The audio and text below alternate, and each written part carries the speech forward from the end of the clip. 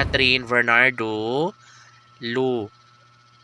lumalaban dahil ayaw niyang masaktan ang kanyang puso sa pag-ibig ni Alden Richards. Malamang sa malamang ay ito na ang isa sa pinakahinihintay ng taong bayan. Yun ay ang magkaroon ng malaking posibilidad na maibahagi at magkaroon ng malaking pagbabago tungo sa pagkawatak-watak sa mga puso ni Alden Richards at Catherine Bernardo. Naku po, at ito ang hindi dapat na mangyayari, na basta na lang na maghiwalay ang dalaga at binata. Sana hindi naman naabot sa puntong basta na lang naiwan ni Alden si Catherine. Datapwat, nagiging usap-usapan na naman ang relasyon ng Cat Den Love Team. Naniniwala ang lahat na sana'y tuluyan nga na maitaguyod ang kung anuman ang relasyong tunay na nagbibigay saya at kaligayahan sa lahat.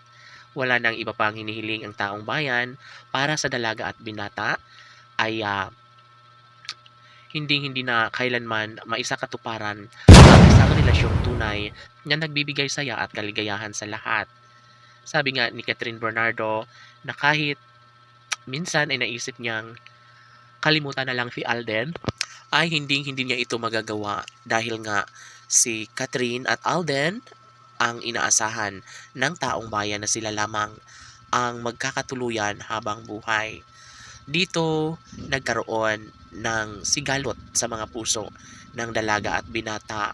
Dahan-dahang inamin ni Catherine ang katotohanan na sadyang priority niya pa rin hanggang ngayon ang gwapong aktor na si Alden Richards.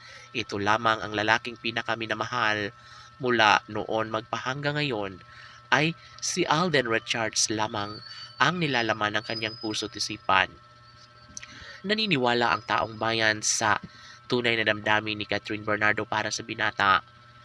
Dahil dito, hindi na magagawa pa na basta na lang na kalimutan ang sumpaan ni Alden at Catherine. Never na mangyayari na basta gano'n na lang ang patutunguhan sa kanilang relasyon. Wala nang iba pang hinihiling pa ang mga netizens kundi ang pagkakatuluyang tunay na nagbibigay saya at kaligayahan sa lahat. Dapat ngayon pa lang ay maisakatuparan na ang lahat sa kanilang pagmamahalan.